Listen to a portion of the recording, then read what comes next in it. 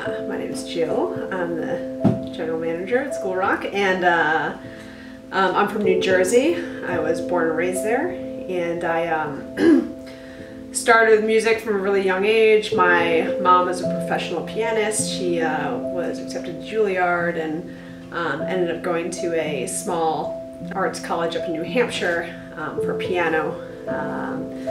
My brothers are musicians, and so yeah, I come from a family of musicians. I went to school in Virginia, ended up back north in New Jersey, working in public relations, and then kind of went back and forth from New York to New Jersey, trying to figure out what I wanted to do with my life up there.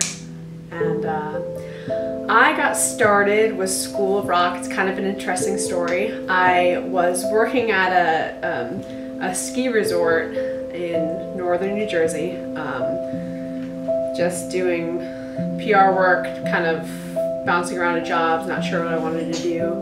And I was putting on an event, and so I booked, I had found through a series of events, I had found the School of Rock All-Stars.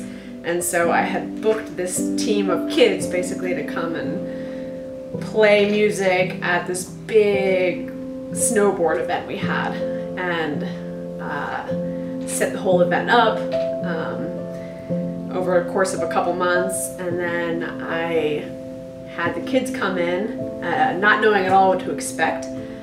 And we had this huge event, a couple hundred people came out, and the kids were performing, and I remember the moment when I was sitting in the audience after all the work had been done and all I could do was just kind of watch. I was sitting in the audience and watching these kids perform, and they were playing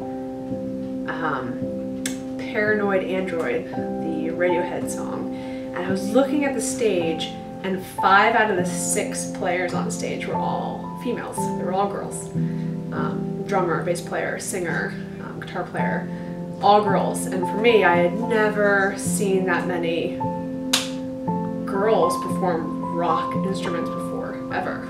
And it was life-changing. And I remember watching that and saying, God, I gotta be a part of this. And so that same night, I walked away from the show, cleaned up, we had a great show. And I went to my boss at the time, and I said to her, you know, I gotta go work for them. And she said, well, go do it. And then literally 2 weeks later, I was working at School of Rock. Okay, yeah, I started on piano because my mom was a pianist, and you know, naturally just kind of gravitate towards what your parents are doing when you're younger. And so I wanted to play piano, but the bar was so high that I didn't think that I really, I don't know, I just never ended up wanting to pursue it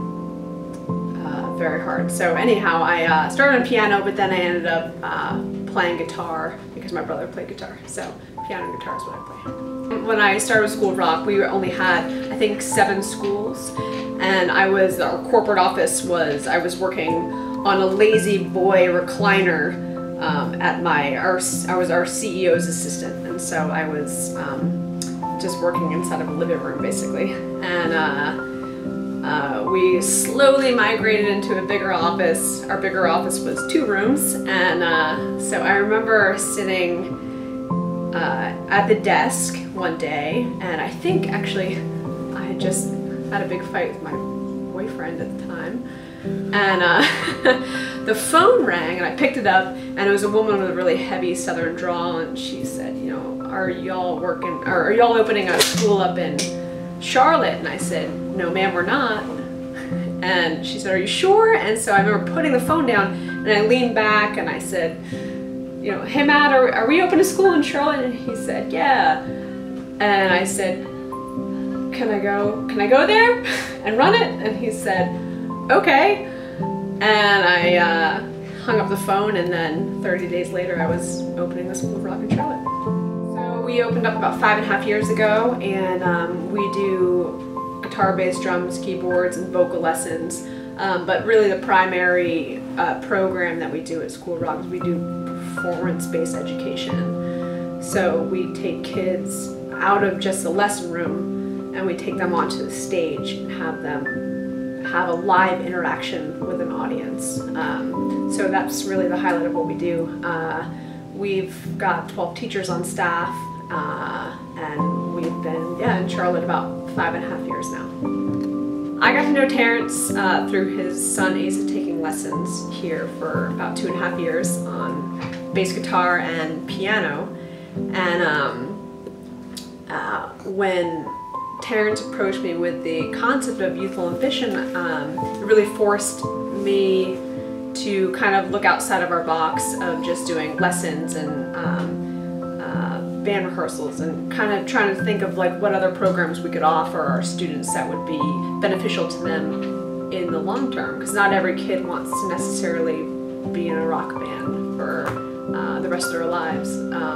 But if their passion lies within music, then it would be great if, you know, we can offer them something that gives them some experience in the real world, working with film scoring or music that can, you know, transcend outside of the School of Rock and into maybe some larger projects like the Youthful Ambition project. So probably one of the coolest things is that we have some of our students who have been students at School of Rock for a while who now get to be part of this project. I think they're acting and also writing music. We have 4 students here, Sam and Dale and Asa and Alexander, who are all going to play very unique but different parts in this series. Alexander, for example, he wants to be he wants to be a film scorer, and he's very interested in being a part of that process. And then we have kids like Sam and Dale who want to be part of the acting process, and obviously Asa as well, who is an actor and also a musician. So, you know, it's cool to see students of ours who are also branching out in these different directions and being a part of the Youthful Ambition project.